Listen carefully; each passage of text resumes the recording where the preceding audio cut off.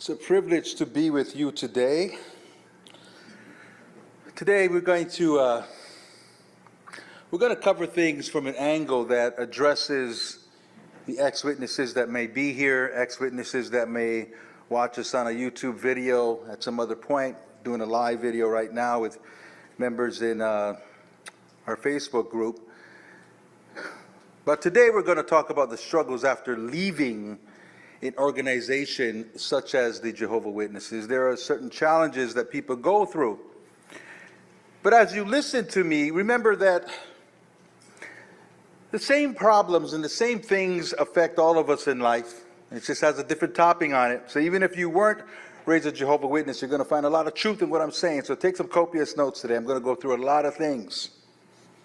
Now imagine someone that's been in prison for 30 or 40 years. Imagine someone who was actually raised in prison, born in prison.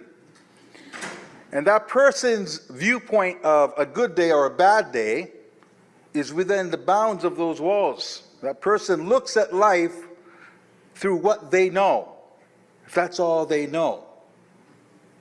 You know, people who have been in prison for an extended amount of time have been what's called institutionalized. Some people commit crimes to go back to prison because they don't know how to live in the real world. They need to be told what time to get up. They need to be told what time lunch is, how much time they got in the play yard, what they can and cannot do. And they get in the real world and they cannot survive because they're not wired to live in the real world. And for a lot of Jehovah's Witnesses, this is what it feels like to them. They're wired for something they're no longer a part of. Imagine a group of people who live in a town all by themselves. Everyone thinks the same. Everyone dresses the same. And in this town, every electrical outlet is weird. It's got like 5 prongs to it. And all your electrical outlet, all your devices and your appliances have this weird plug on it. And all your life, all you've known is that's what an electrical outlet looks like. And one day you get kicked out of that town and you take your appliances with you and your electronics with you. You can't plug them in. And you think something's wrong with the wall outlet when it's your cord that needs to be rewired. Just the same, when you leave an organization like that, it is your mind that needs to be rewired. And until we do that, we struggle. And until we do that, we're missing the mark of what we all want. We all want to be happy, don't we?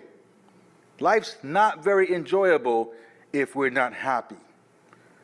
Life's not really enjoyable if we don't really live the lives that we were intended to live, to share our gifts, to live our dreams, to reach our highest potential. Life is very unfulfilling. You know, the great author and poet, Miss Maya Angelou, once said, she said, there's no greater agony than the bearing of an untold story left within. That means too many people live an entire lifetime and die with their dreams inside of them. The music is still inside of them. No one wants to live like this. So how do we get from being a Jehovah's Witness to being at a point of happiness? You know, a lot of people, when they leave that religion, first thing they tell me is they say, I'm free. The first thing I tell them is you are the furthest from free. You have no idea who you are. You've walked away from your entire identity. That does not make you free. It's a journey. There's work that needs to be put in. There's a vision that you have to have for your life. And until you do this, you are not free. You are not free by any means. It's like someone who jumps off of the Titanic. You might have said, you know what, that boat's going to hit that iceberg and I need to get off. And you jump in a life raft and you don't know where land is. And you can't read the stars and you got no rudder, you got no compass, you got no GPS.